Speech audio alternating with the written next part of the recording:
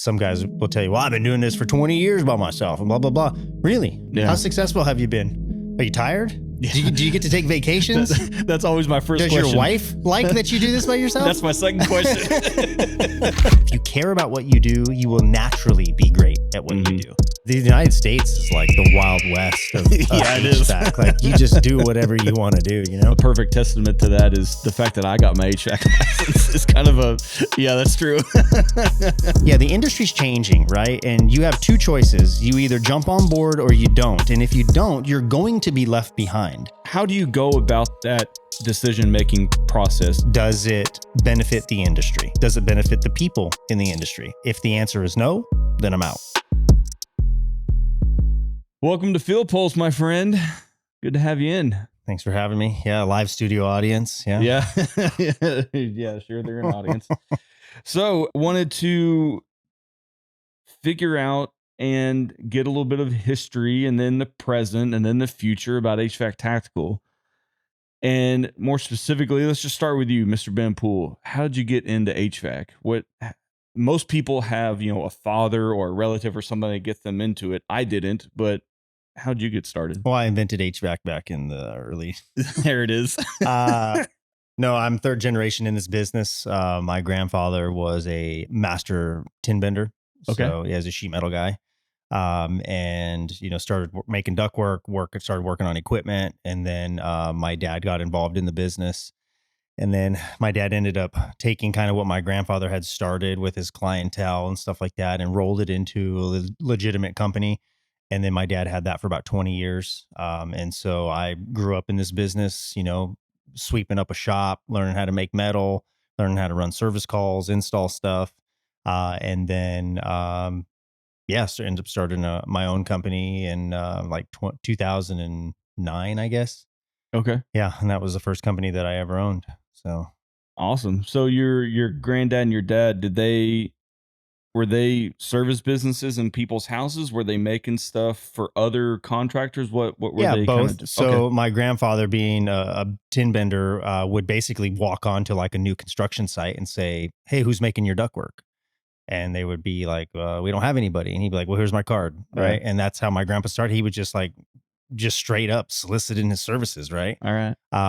Like the old Kirby vacuum guy, right? Oh, Door to door sales. Okay. And so my grandpa just started building a reputation for doing great work and, doing things right.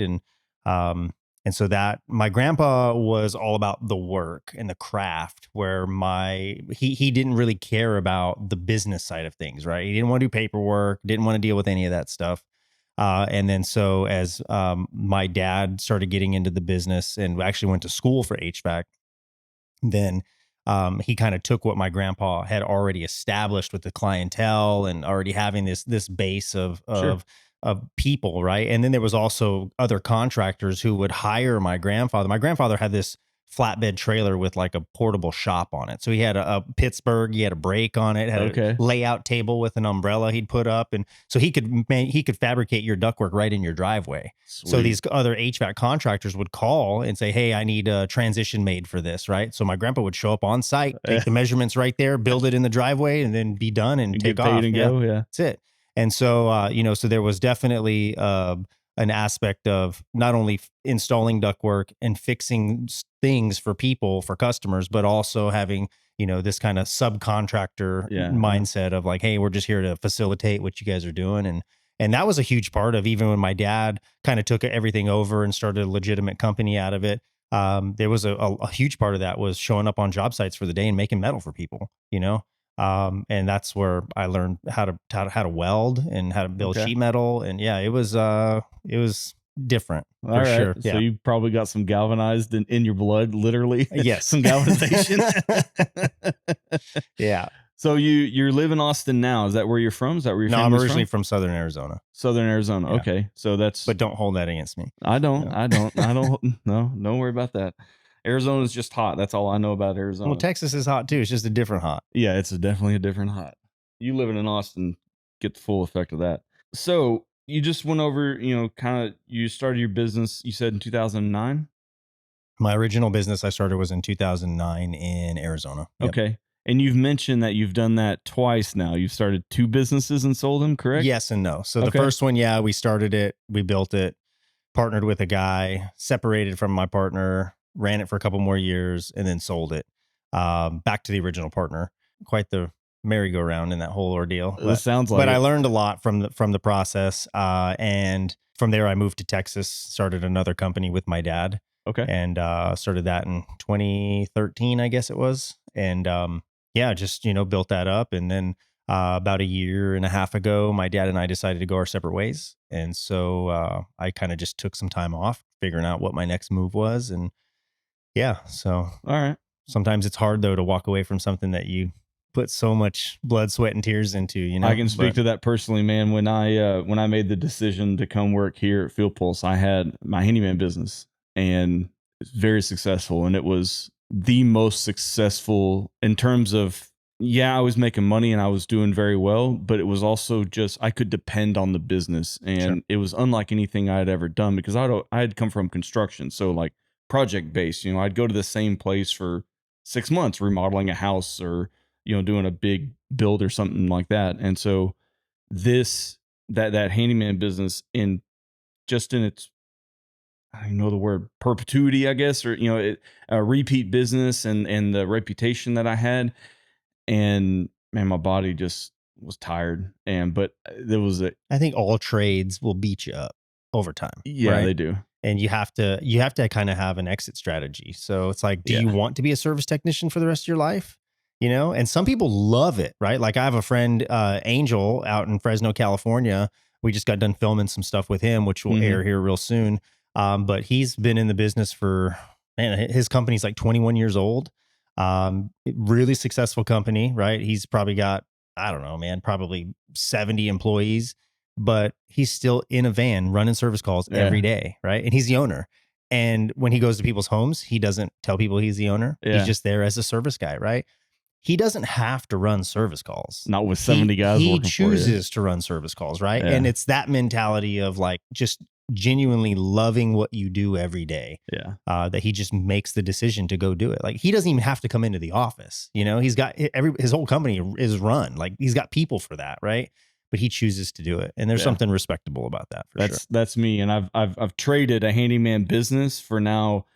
I work for my wife for free on the weekends, and I love doing the work. I love seeing the results. And as kind of a sidebar, just for me personally, I've had to kind of transition and to tie this into like making the transition from a tech into a business owner. I had to make that kind of transition coming to work here because we don't make things with our hands here. I don't have It's not tangible. I Yeah. don't have tangible things that I do here with my hands to as a result. My results are now I see my results in other people and what we get to do in marketing and what we get to do for other businesses. And so I had to make that transition, which to tie it back to my handyman business, I had to make the transition from learning the skills, which I had accrued my whole life. And I got very good at doing the skills, but then I realized I had a business on my hands and it was actually working. And then I had to go learn the business, Yeah. and how to run the Well, business. that's a huge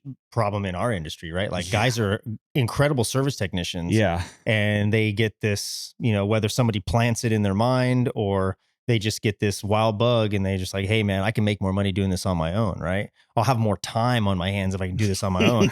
No, Sure. no, you're not. Sure. No, you're not. Yeah, I mean, it's just because you're an amazing technician doesn't mean you're going to be an amazing business owner. Yeah. And I can tell you from first hand experience that I am not an amazing business owner, right? I'm a great leader, and I'm a great service guy, right? I'm great at thinking outside the box, but like I just don't have a desire to run a company, you know? I mean, I'm in the process right now of starting a third I was going to company, ask you right? about that. All right. But at the same time, like I don't have a desire to grow this thing into this big thing. I would rather bring somebody on board to do that with me, Uh-huh. right? And I choose my words carefully, not for me, with me, Yep. right? Yep. And I had a meeting last night with some people here locally in Dallas, and they were just the talent that was sitting at that table is just like mind blowing, right? And he runs a $50 million a year operation here locally in Dallas. And he's just like, yeah, man, the secret is that I don't know what I'm doing. And I'm like, well, clearly you know something, right? You got a $50 million a year operation here. He goes, I don't know what I'm doing. What I figured out is that I have to surround myself with people who are smarter than me. Mm-hmm. And I'm like, you're absolutely right. And that's kind of the step that I'm taking, right? Where, hey, look, I'm going to start this thing, and I need to start putting people in place and surround myself with people who are smarter than me. Same thing with HVAC Tactical, right? Like, I need to surround myself with people who are smarter than me. Take the magazine, for instance, I was right? just going to say that the magazine I would think would be a perfect example. Yep. Not everyone puts out a magazine, but you want to, so you got to find somebody that knows how to do it. There's your magazine. Yeah. And, I've had people ask me, like, well, what do you know about putting a magazine together? Nothing. I don't. Yeah, I don't know anything about it, right? But I know two amazing people, right? Matthew Price and Gianna Brusella, two amazing editors. They're super, super great at what they do.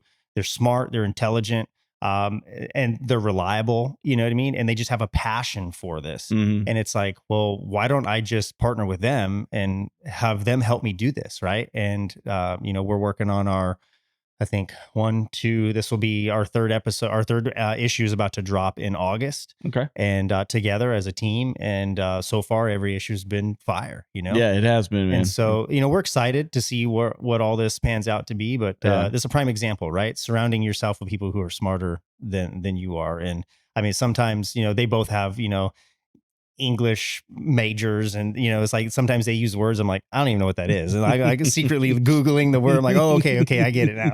Like, now think of something quick that I can use this in a sentence, right? Yeah. That old high school trick. All right, man. So we dove straight into HVAC Tactical magazine, the online presence, but let's take it back a sec. And why start this thing?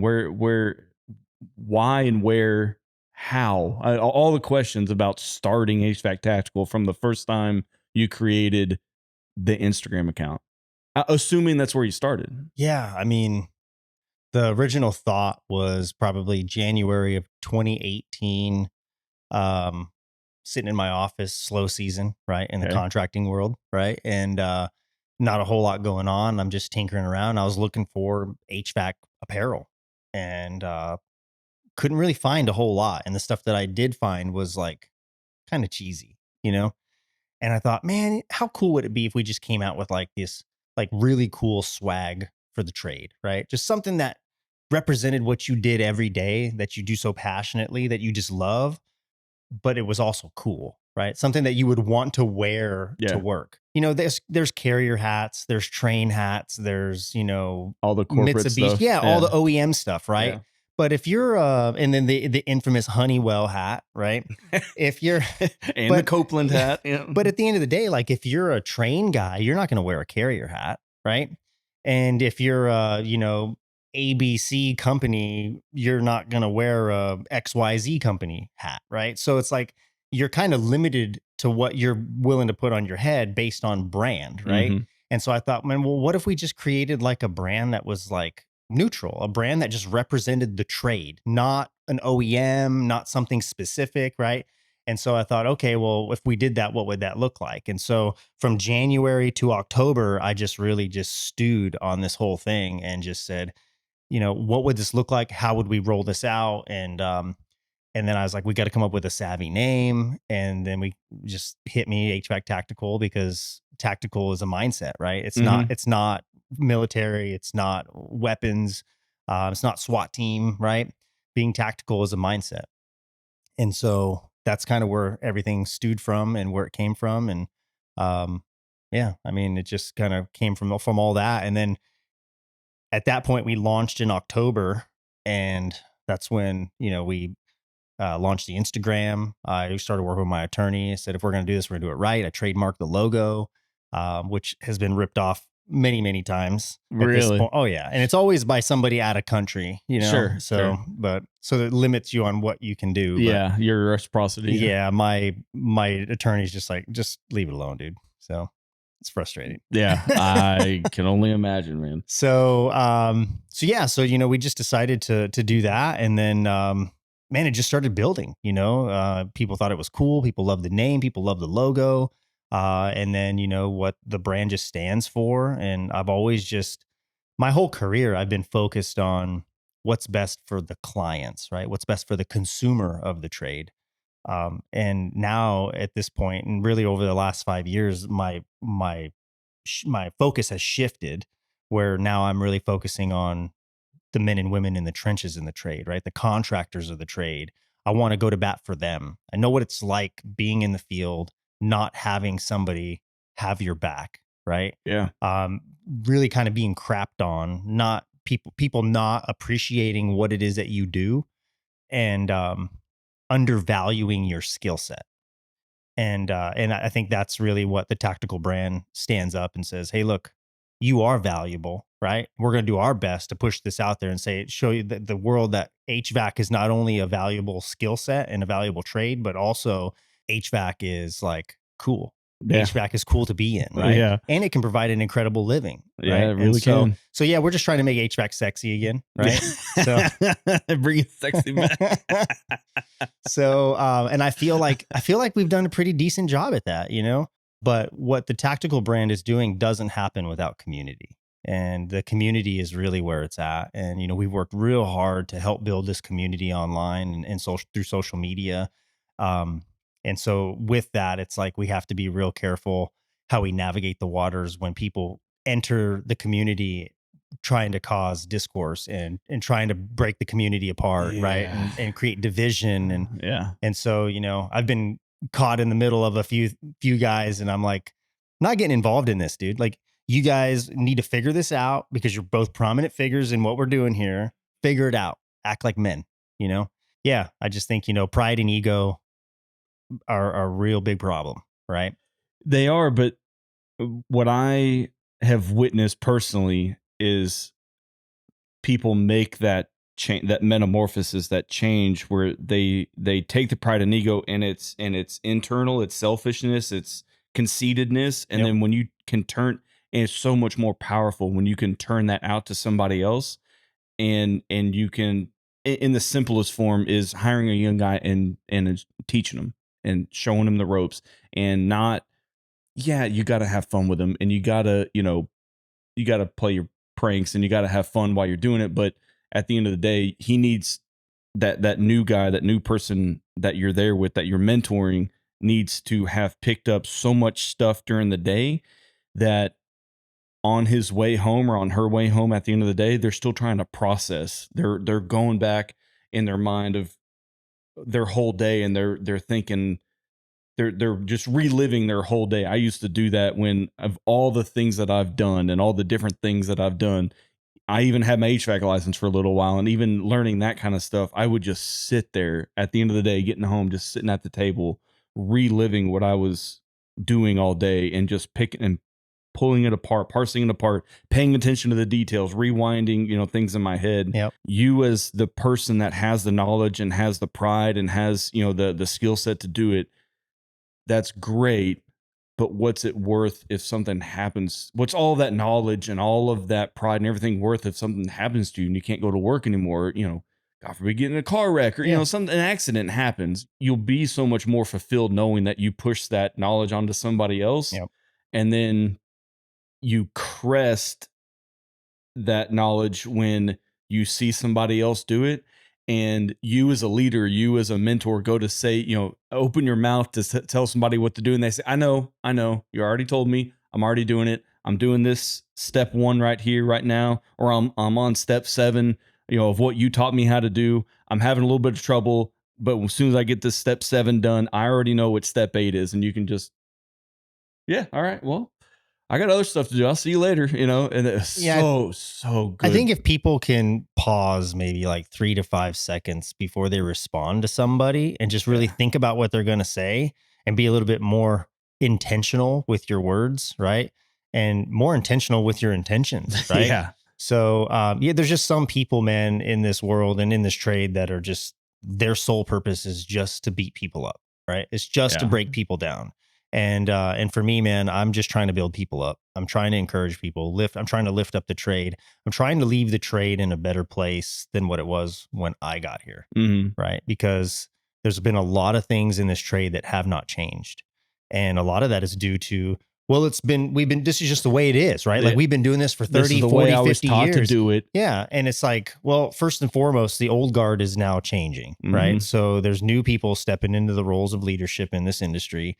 And it's like, what does that look like? I'm not looking for a woke freaking, industry. We don't need that. This is blue collar, dude. Yeah. Like that's not going to fly. You know what I mean?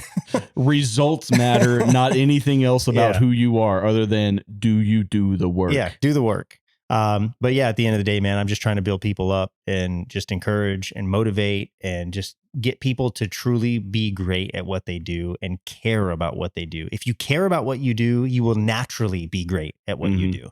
Right. So, but you have to care. That's like the first step. So you just gave me some different perspective on that word tactical. And that's something that I didn't know that I had done my whole career I didn't know the word for it. And the word is tactical. And I can remember being on job sites, building a second story addition on a home. And I just stand there everybody's gone at the end of the day. They're standing there and I'm just standing there on the second floor and making my next 10 plans, making my next 10 steps. Oh, I got to be sure we do this before we do this, so I don't have to go back and cut it out and do this again. And that tactical mindset, even in the final months of my handyman business, when somebody called me with an issue, I knew the questions to ask, so I knew what to bring with me, or ask them for a picture. Hey, that picture's a little bit far back. Can you zoom in for me? Can you get a little bit closer? Because I need this little information right here. That will tell me what I need to bring with me, so I don't have to waste my time and your money going to get whatever I need to get because I was unsure of something. And that word it's a mindset, man. I've already been doing that. Yeah. It's planning and preparation and plotting and calculating, right? And then your experience kind of sprinkled in on top of, you can make plans, but then my experience tells me, oh, remember that when you screwed that up last time. Yeah, I think you can do anything in life tactically, right? It's seeing the end before you even begin. Yep. And it's like following the instructions, right? Like we say RTFM, right? So read the freaking manual. And it's amazing what can happen if you just follow the directions, right? So you get this new furniture from, I don't know, IKEA, whatever, right? I'm not a fan of IKEA furniture, but whatever, some people are. You open up the instruction manual and like you can pretty much put everything together bolt for bolt with no screws left over if you do that, right? But a lot of guys who don't like to follow the directions, they just start winging it. And then they realize like, where does this go? This doesn't fit here. Why is it all crooked? They've got one piece left over and the thing's together like, oh, it goes in the middle. It goes in the middle. Oh. That's what those holes and those extra screws were for. Yeah. And you can't just slide it in because that other board has to come back off. Yeah. So now think about, right, how much time you just wasted in that entire process. If you would have just read the directions, it tells you how to do it. Like, what a concept, right? This is going to be the same thing with running an HVAC company. There's a lot of guys out here who, again, think that they're great technicians, and they very well could be, right? But they don't know anything about running a business. And they go, well, how hard could it be, right? I used to sell newspapers or sell lemonade, whatever the case may be, right? I ran a thing out of my garage. How hard can it be? Well, then you start doing it. But man, if you just rewind and just go, well, who's got the game plan for this thing, right? You find somebody who's got a great game plan, who's already done it, who's been successful, and you just follow the steps, 1, 2, 3, 4, 5, right? Everything starts falling into motion, and now you have a successful business. But if you get out there and just try to wing it, it's not going to work, right? You tried winging the IKEA furniture. Guess what? It didn't work, right? So follow the directions, man. Somebody out there has already done it. Yeah. So surround yourself and screwed it up. Yes. And fixed it. Surround yourself and paid the price for that. Yeah. Right? Yeah. Yeah. Surround yourself with people who are smarter than you. Yeah. So you said a minute ago about building people up and making the trade sexy again. We have to talk about the award show. What? The HVAC award show? If anybody's not familiar, this is a red carpet event, my friend. This is bulbs flashing, not that anybody uses bulbs anymore, flashing lights and cameras and red carpet and tuxedos with work boots on. What? Yeah. Where? I don't know anything else to say other than What? It's blue collar goes black tie. So Okay. that's our coined phrase. All That, right. speaking of which, we should probably get that trademarked. So Yeah. um, yeah, it's the award show is an event that we put on every year. It's basically like the Emmys for HVAC, if you Yeah. will. That's about the easiest way I can describe it. It's a black tie event. So yeah, people are in suits, tuxedos. Some people wear some pretty wild outfits. Um, it's up to you, right? It's Yeah. choose your flavor, I guess. Yeah. Just don't show up in shorts and Okay. a t-shirt. I think we'll be all right. But yeah, I mean, we have a handful of awards that we hand out, and just recognizing the men and women in the industry who are just great at what they do, right? Uh-huh. People who are giving back to the trade, people who have excelled and become masters of their craft. Recognizing females in the industry, because there's not a lot of them, but there's more than you would think, Mhm. and they're great. I mean, they're out here in a male dominated industry doing it. You know what I mean, and killing it, and dealing with all the freaking crap that comes around men, right? And all the verbiage that comes out of men's mouths, Yep. especially to women in the trade, right? And they take it on the chin, and they just strap up their boots and they go do another day of it. Yeah. So, and some of them are great. And I will tell you, I've met some women in this trade who are service, people, and they'll run circles around other guys that I know who are service guys, right? Mhm. So, yeah, I mean, women bring a different aspect to the trade from a kind of a critical thinking standpoint, right? They're a Yeah. bit more methodical, right? They come up with a different solution than you would as a man. And sometimes it's better, sometimes it's not, right? But at the end of the day, it's just different. They think differently. And sometimes that's a refreshing thing for sure. Yeah, I've got two personal experiences with women in the trades recently. So last May, my condenser coil burst a hole out of nowhere, bright, shiny, sunny day. I wasn't mowing the yard or anything. I didn't throw So something it into wasn't it. your fault, is what you're Nope. saying. Completely freaking random. And of course, the manufacturer said no to any type of warranty coverage because it was so random and no, you couldn't prove anything any way or the other. So I just had to pony up and pay for it. Mm. And calling around, getting some different quotes and getting, because I also wanted some other stuff done. So I had people come out, and one person that came out was a lady. She was a service manager for a local company and sharp on the ball and I didn't expect anything less from her showing up. I've been in the trades. I've seen plenty of women in the trades. I knew a female roofer of all things, a what? Working out there. And so her showing up, I didn't wind up using her, but it was her price along with some other solutions that I don't know, I'm not quite sold on that. But then the winning bid just went to, or the winning contractor was a guy, another local company who just double checked the price of the coil for me because he thought it was off, and nobody else did that. Hmm. And he was able to get it a little bit cheaper for me just because he had put one in a while ago, and he thought, and he told me, I don't think they're that expensive. Let me double check. All right. Thank you. Cool. So he wound up getting it. But another quick shout out to a local customer of ours, Sal Gutierrez in Fair Comfort Solutions. He has hired part time because she's not done with school yet, and she is killing it. She is working full time and going to school full time and working for Sal part time. Man, she shows up, and on the install that we did in the field episode that we did, it's kind of a dirty jobs. We installed a HVAC system with Sal, and she got done with work, changed clothes, and got up in the attic with us in the afternoon and help Sal and his other helper finish up the job, and dove right in, man.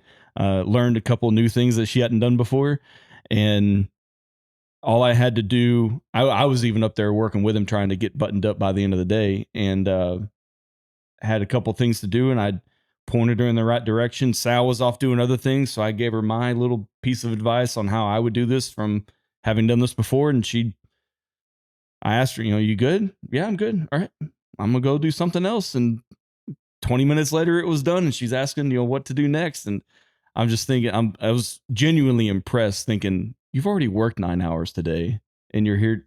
Man, that's killer.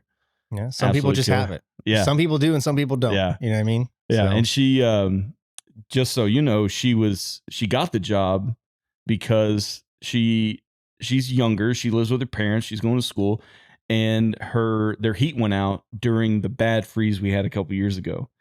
And she had just started school, and her dad asked her, "You fix it. You're the one in school for this. You go fix it." And that's she's like, funny. "I don't know. I just started. I don't know." But she went and diagnosed it herself. She at least diagnosed it. And then they called Sal. Sal showed up and she said, "Hey, I'm in school and I just want to run you through what I did. And I think it was the flame sensor it wound up being. Here's how I diagnosed it. Here's what I did. And, and you check my work." And he did. And that was it. And so he, was getting the invoice paid and then handed her a card and said, "I want you to come work for me. You're smart. You got it. And you just started school and you're already doing this. Let's go. Yeah. Like I said, man, Let's some people go." got it. So yeah, the next magazine that's about to drop in August has a female on the cover. Okay. And yeah, she's out of Canada. Okay. And I'm not going to drop her name yet Yeah. because it'll be a surprise. But yeah, I mean, there's lots of women. It's actually harder to be a service technician. It's harder to be an HVAC person in Canada than it is in the States. Really? 100%. How so? The amount of required hours that you have to put in. Oh, okay. Okay. Yeah. Okay. So yeah, here the United States is like the Wild West of Yeah, it is. HVAC. Like you just do whatever you want to do, you know? Yeah. And in Canada, the rules are very strict. Sure. Yeah. Okay. So Yeah. I am a perfect testament to that is the fact that I got my HVAC license is kind of yeah, that's true. yeah, TDLR here in Texas requires 48 months of basically working for somebody. Mhm. And then as long as you get written off, like they sign a experience letter for you Yep. saying that you're good to go, then you have the ability to go take your test. And as long as you can pass your test, you got a contractor's license, you Yep. know? Go So, for it. yeah, it's really not that difficult to Nope. get a contractor's license. And some states here in America don't even need a contractor's license. Yeah. I think in the state of Tennessee, I don't think you have to have a license in order to be a contractor. So just a business license, which Yeah. you can go get to sell bubble gum. You know what I mean? So Yeah. Had you always been a content creator? Had that always been in your wheelhouse of social media savvy, as some people call it? well, I mean, social media really hasn't been around that long. So I would say no, but this is my comfort zone for sure. Okay. I used to be in the music business. Oh, really? Okay. Yeah. And so this is right up. Okay.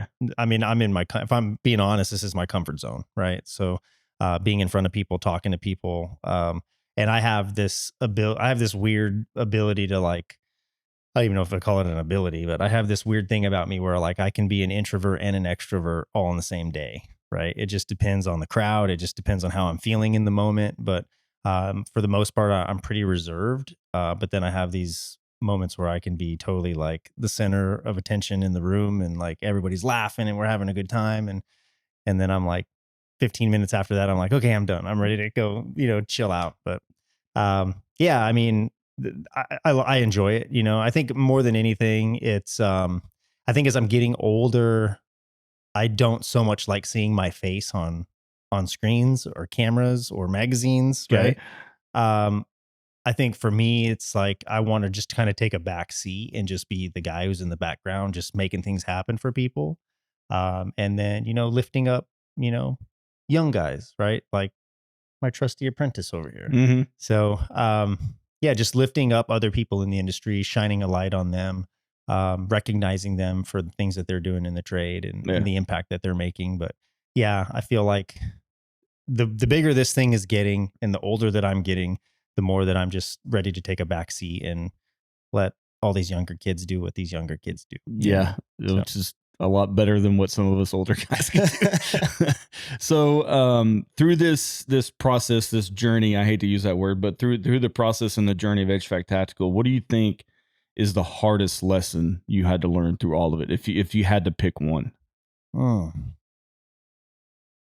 man, that's a good question.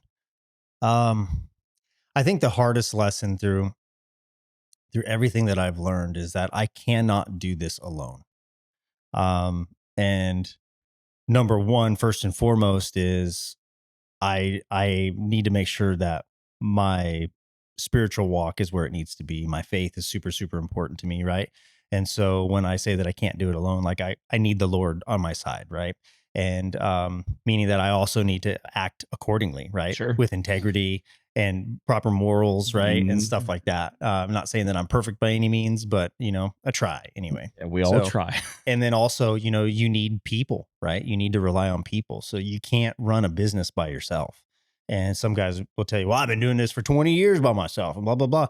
Really? How much money have you made? How Yeah. successful have you been? Are you tired? Yeah. Do you get to take vacations?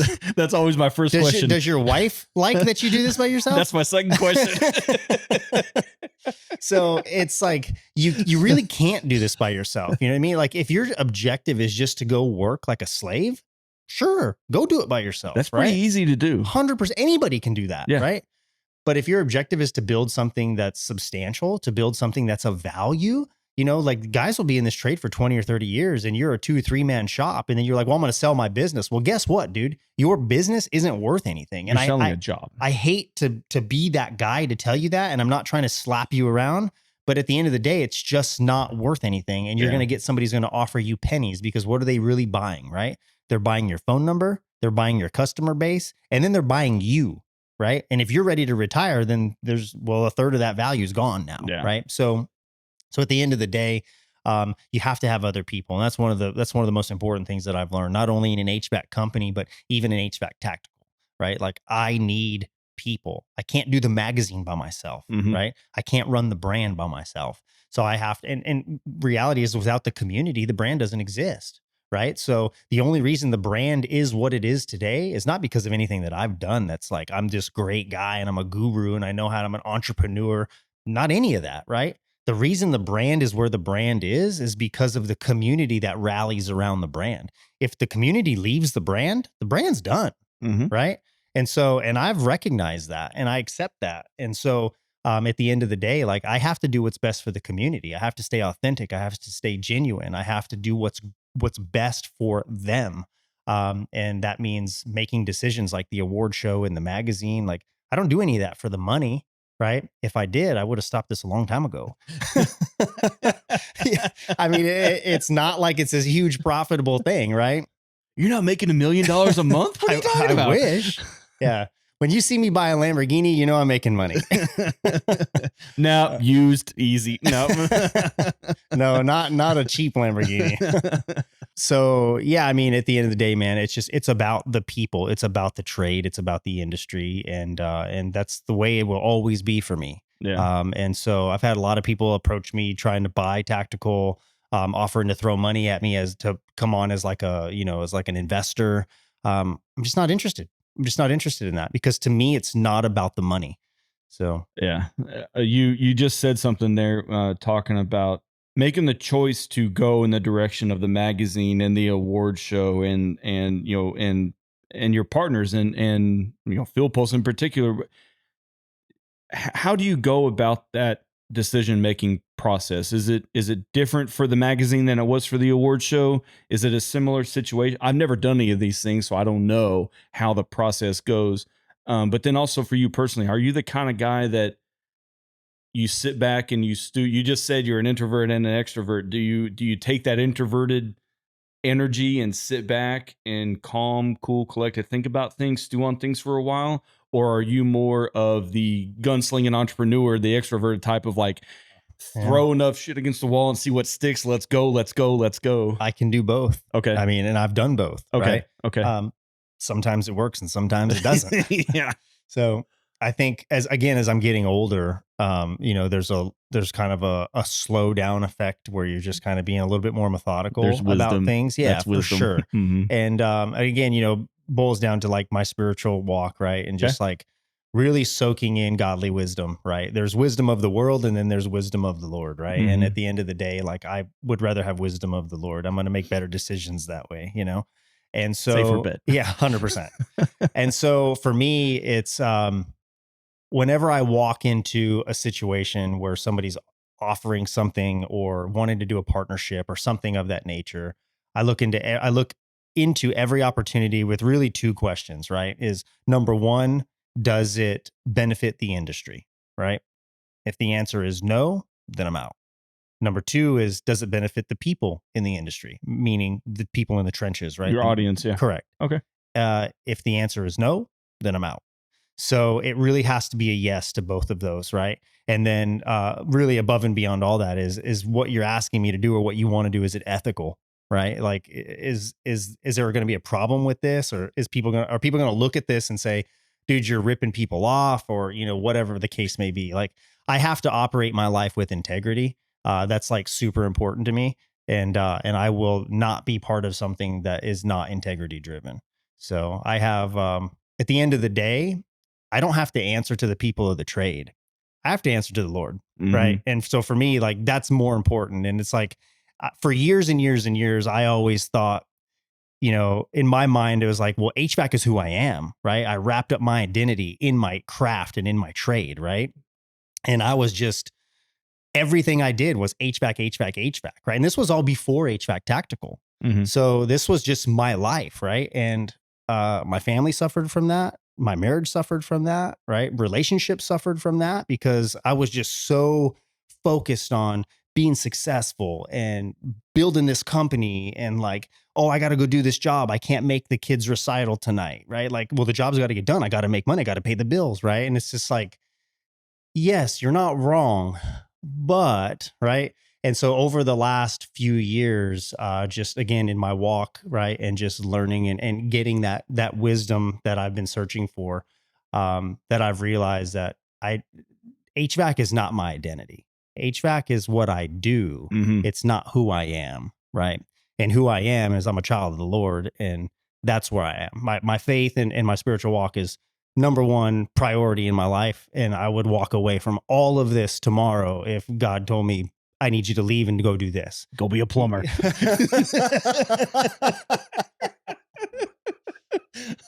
I'd be like, Jesus, we need to talk about this. Whoa. Hang on. Whoa. Did you spell that Plumber? All right. I'm gonna need something, Lord, please, please. Yeah. Anything. That's funny, man. That's hilarious. That's a good one. We'll need to edit that out.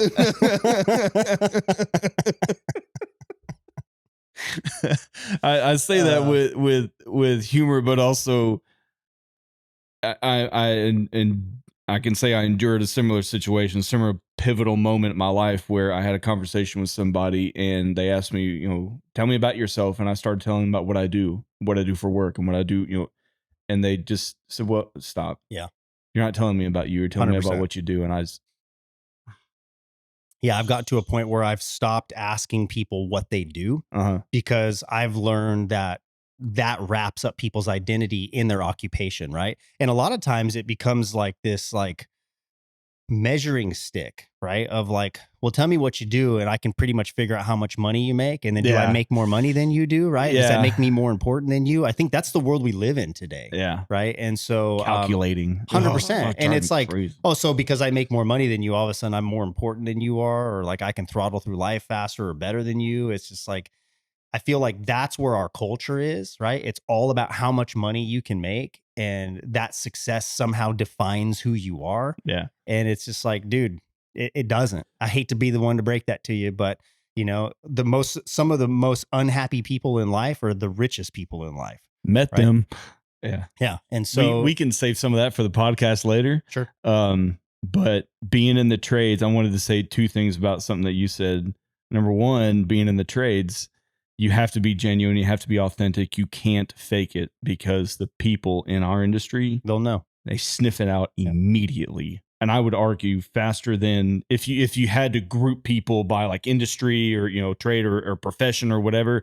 I think the blue collar people can smell it faster than anybody else because I preach this to our sales team all the time is you can't come at me with finger guns. If I think you're talking to me like a salesman, I'm out. Right. Because we in the trades are bombarded with salespeople all the time. And so the more that you can genuinely be interested in my business and how the operations work and hey, where are you struggling to make improvements in your business or finding efficiencies or whatever your topic of interest might be, genuinely having that conversation is going to get you so much further than, hey, I can do it cheaper than the current software that you're using right now. That doesn't matter, because if my end result running my business winds up being less efficient or more cumbersome or just more of a general pain in the ass, then you just taught that business owner that paying a premium for something is worth it. So come don't come at me, don't come at us with, hey. No, it Yep. doesn't work. It Yep. doesn't And work. there's plenty of guys out there who do that. Ugh, I know. So But another thing is that transition.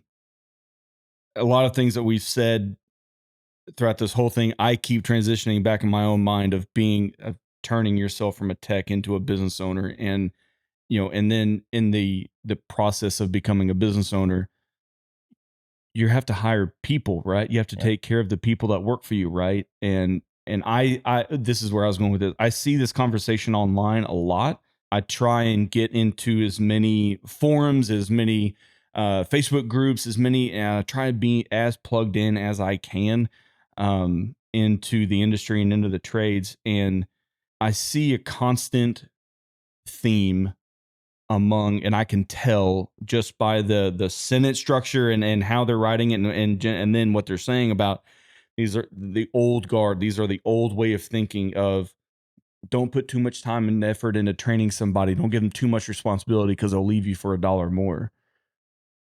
And I always have to say something about, well, if you valued people more than the money that you pay them, Yep. they'll stick around, and I've seen it happen. And you can do so much more for the people that work for you rather than just pay them good. Yep. It's important, but it's not Well, everything. studies and statistics show that people don't leave jobs for money. Mm-hmm. People leave jobs because of management and leadership. The environment, Yeah. just the general environment, and you can even be.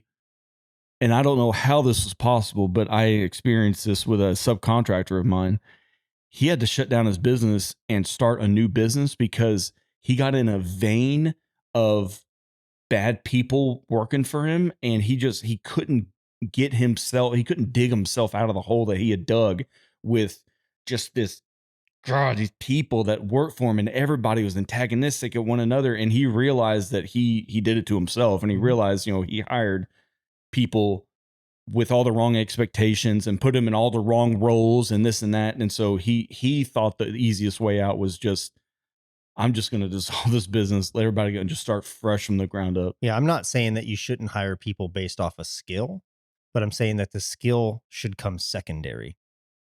Really, what needs to happen is you need to find people who have integrity, people who have character, because those are skills that you can't teach, right? That's stuff that your mom should have taught you, Yeah. right? Like you're raised a certain way, and if you're raised disrespectful with no integrity, you're willing to steal, and do whatever. It's like, dude, I don't want you working for me. You know what I mean? At the end of the day, like I want people on my team to work with me who I can trust, right? Who are going to do what's right no matter the cost, right? Even if it costs money, dude. Maybe sometimes it costs ego, right? Falling on your sword and saying, dude, I screwed up, right? Yeah. I need you to be able to do that. Can you do that? No, I can't do that. Then you're not going to fit in Yeah, here. you're You not know what gonna I mean? work. So Yeah, I had to do that a couple times in my own handyman business, and I just had to admit, hey, every single step of this job has gone against me. I'm going to clean up what I've done. I'm going to leave this as much as the way that I found it as possible, and I'm going to give you 3 referrals for somebody else. I can't charge you a dime. This is just not this is just not meant to be. yep. This project and me are just not getting along. We were on a job a week ago, and the guy goes, well, what do I owe you? And I go, honestly, dude, like I need to stew on this whole situation to figure out what's going on because I can't figure it out, And I said, I can't really charge you for something that I didn't do, Yeah. And so he's like, well, I appreciate that because everybody else who came in there who couldn't figure it out said, oh, it'll be $100 or Yeah. 65, Service call fee, whatever yeah. the service fee is. Right. Yeah. Yeah. I just feel bad, man. I feel bad that why should I charge you if I can't figure it out? You're paying me for what? You know what I mean? So I need to obviously go back and sharpen my skill set and figure out what's going on here, Yeah. So So, launching into the future now, HVAC Tactical future. Let's go over that. But then I also want to talk about your new business that you're starting. But with HVAC Tactical future from tomorrow on, goals, plans, logistics. What's going on with HVAC Tactical? Taking over the world.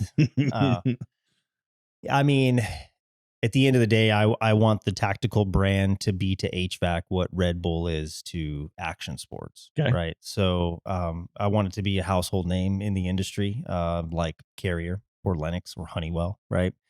Um, but having a much more positive effect than any of those other brands.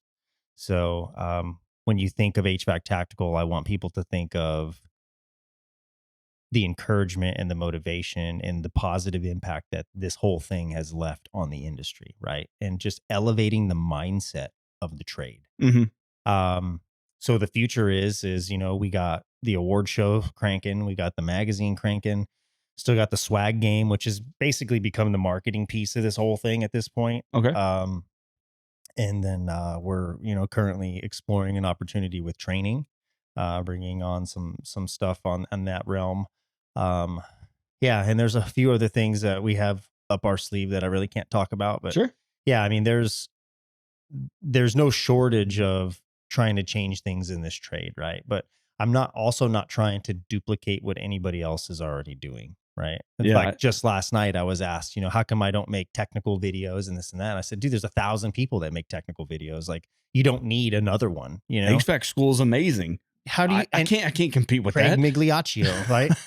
Chris Stevens, Yeah. Brett Wetzel. I mean, Ty Brannaman. How do you compete with any of these guys, right? Like, what they're teaching is top notch stuff, right? And it's explained in such a way where it's like I can't I can't touch that. So it's like I want to stay focused on what I'm really good at, and Yeah. I'm really good at my gift is encouraging and leading, and that's what I want to do. I want to try to lead the pack if I can. Me and a bunch of other guys, right, who are born leaders in our industry, and just keep throttling this whole thing forward. I mean, I'm 42 years old, dude. We're dealing with a lot of, I mean, he's 23, right? Mm. He's half my age. And there's a lot of young kids coming in the industry right now who are just like falling in love with the brand and with the award show and the magazine. And it's just like, let me just sit back and be a mentor, right? Because I never had one. And Okay. so for me, it's like, again, giving the industry something that I never had, right? And I just want the industry to be a great place, man. And I think we're on a real solid journey to be able to make that happen. But there's going to be obstacles, there's going to be challenges, there's going to be haters, right? Yep. And be prepared. We're going to push you out of the way. Yeah. So Haters gonna hate and just that's it. get on out of my way, son. So, all right. So to finish up your business, you're starting. You're actually going to take your test tomorrow. Yeah. Um, shouldn't be any big deal. You've done it before. And no pressure, right? Yeah, no pressure. So starting the business, what's your goals and plans for the business? And last time we met, you said you were looking at a not a crossroads, but a decision to make. And if you want to go through that real quick, that decision, that your two options that you had to make, I think one of them was starting a business. Well, one of them was starting a business. The other option I think was diving deeper into HVAC Tactical. I think that was your major decision tree. You ultimately decided to start a business. Again, what led you to make that decision, and then what's your plans and goals for the new company? I think I've always told myself that I would always own an HVAC company. Okay. I just don't want to be the guy to run it, right? I think I have a lot to bring to the table for younger guys when it comes to technical ability, when it comes to training, when it comes to showing how this stuff is done.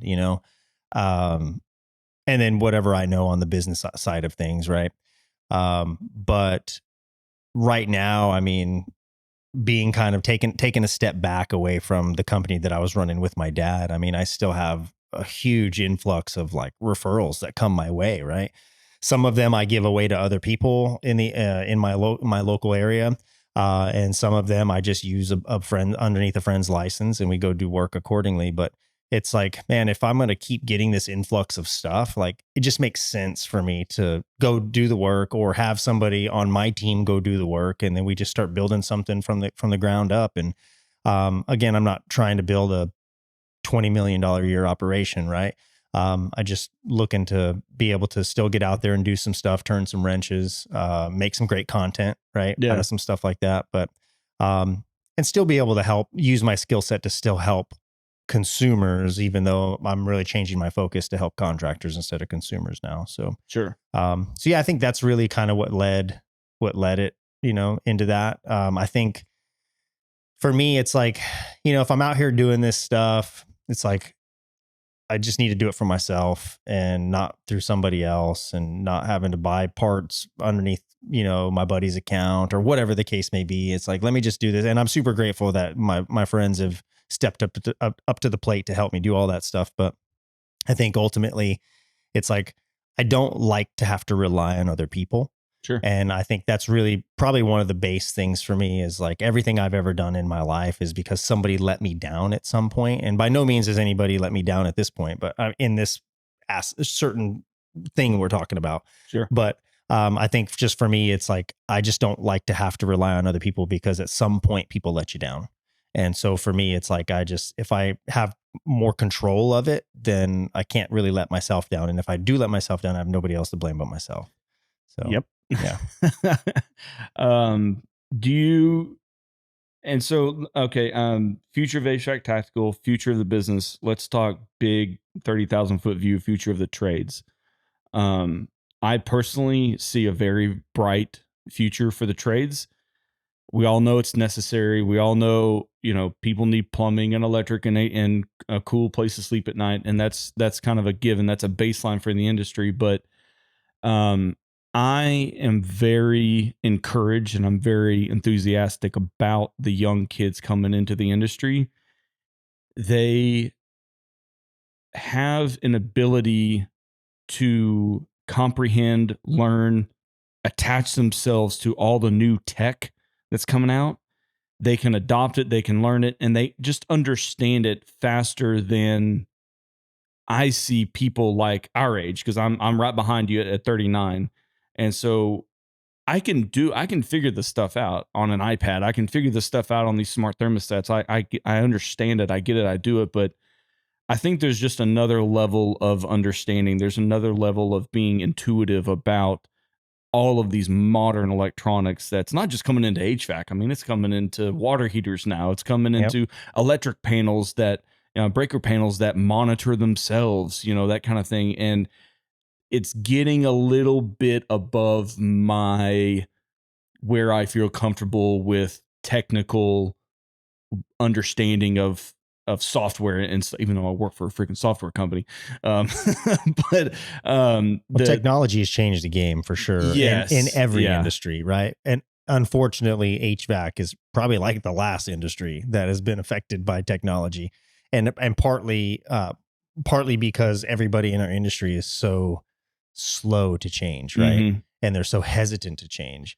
And I don't know why, but especially in America, America is like, when it comes to HVAC and it comes to change, they're just like, it's like, right. Mhm. And it's just one of those things where, let's just talk about press for a second, right? Pressing refrigeration lines. People are like, I would never in my life. And my grandfather would turn in his grave and like all kinds, like, you're an idiot. I guess you're not a real man because you don't know how to braise anymore. It's just like, hold on a second. First and foremost, I was brazen before you were freaking born. That's number one. Okay. Number two, I will probably smoke you in a brazen competition any day of the week. Right. But it's like, just because it's funny, like I did this post on social media, I think on Facebook, it's like over 1.5 million views right now or plays. And it's like, oh, I would just braze it and be done. And I'm like, okay, let me take a step back and think about this for a second. This post had absolutely nothing, like there's nothing in this post to braise. This is not an application in which you would braise anyway. So what exactly are you braising? Right. And it just goes to show you that people are just so dumb. Right. And so hell bent on like, whatever it is you decide you want to put out about this, Yeah. we are not for it. We are so against it, right? And they're so against it that they just start rambling nonsense that doesn't make any sense. And instead of me going to the comment section and being like, man, you must really be an idiot, blah, blah, blah. I was just like, I'm out, dude. I'll let the comment section take care of the comment section. Yeah. I see some things that people post, just any kind of post, if it's educational, if it's influential, if it's straight up, parody, whatever. I see some things and I don't even make it through the video. I go straight to the comment section because I know this is going to be gold, and I can't wait to see what people are saying. Yeah, there was one video I did and I said, I didn't say not one word. I was screwing this thing on, and then I removed my hand and revealed what it was. And I said, don't worry, I'll wait for the comments. Oh my gosh, it freaking went wild, dude. I think I know which one you're talking about. Yeah. And it's just like, and some guys make some valid arguments, right? But instead of having a discussion about it, they've already made up their mind about it, right? Which I think that's a huge problem. Is a problem, but it goes back to what we were talking about a minute ago, about leadership, about mentoring, whatever, and pride and ego. Yeah. Right? Yes. Yeah. And they're not willing to take the hit. They're not willing to adapt and change. And reality is press is not going anywhere. In fact, press is only going to become more prevalent in the trade. Brazing is never going to go anywhere. Brazing is always going to be in our trade, but it is going to start being reduced as we start stepping into different refrigerants, as far as like A2L refrigerants, right? Yep. So yeah, the industry's changing, right? And you have two choices. You either jump on board or you don't. And if you don't, you're going to be left behind. And especially with technology in general, like let's just take brazing and A2L is completely out of the mix, right? Just technology in general. People are still hesitant to jump on to like inverter driven systems and, and fully digital controlled and stuff like that. And most people are like, oh, I only going to install single stage, blah, blah, blah. Well, what happens when single stage goes away? Now, all of a sudden, now you have to be forced to learn all of this stuff. Like, dude, you're 5-10 years too late. Like you should have learned this a long time ago. You know what I mean? So it's like, because of your hesitancy to educate yourself on what's new, you force yourself to have to do it at some point. And by that time you're like, man, I'm just tired. I'm ready to get out of here anyway. Then you leave the industry, which is probably for the better, right? But you leave the industry and now what are you going to go do? Do you have enough money to retire? That one-man business that you had, is it going to pay you? Like, I think Social Security don't pay that much, son. Your game plan's a little skewed, buddy. You know what I mean? So yeah, I think there's, and I hate to be that guy, but at the end of the day, like most people don't think down the road. They think in the here and now, right? What can I get? Me. We live in a me generation. And I think that you have to start broadening your horizon and thinking of other people and thinking of your family, right? And the security of your family for the future. Yeah. So all of these different things. And so, we just need to stop and we need to think. And we need to lay down our ego and our pride and go, you know what? I don't know everything there is to know. And I'm always willing to learn. And I think if you can take that approach, I think you're going to be okay. But man, it wasn't until I was in probably my mid-20s where I realized like, I didn't know crap, and I had to go back and educate myself. And I quickly realized that a lot of the stuff that I learned by hands-on, learning from my grandfather, learning from other people in the trade, it was all wrong, right? There was a lot of stuff that I was not brazing with nitrogen. Like, I mean, that's just a simple thing, right? But yeah, that was all it was just wrong. And now till this day, like even in the comment section, you'll get, well, I haven't been brazing with nitrogen for 30 years. I've never had a problem. Never's a long time, dude. Never is a long time, So, I don't know, man. It's like, the ego just gets me, man. And when you start throwing out how many years you've been doing something, it's like right away, my ears are like, whoosh, they just shut. We're done here. We're done. Yeah. I can tell where your ego's at, where your pride level's at. You're not willing to accept anything that I have to say or anyone else for that matter. Right. So yeah. And with that, like a shark, right. With that, I'm out. Mm-hmm. I think it's a good place to leave it. Let's go have some fun. Yeah, man. Let's do it. Let's go eat some lunch. But I'm supposed to be working today. Oh yeah. Me too. But don't worry, I got FieldPulse. Yeah, I'm working too. Absolutely. All right, guys. Let's go. Appreciate you having me, man. Yeah, absolutely. Thanks for coming, man.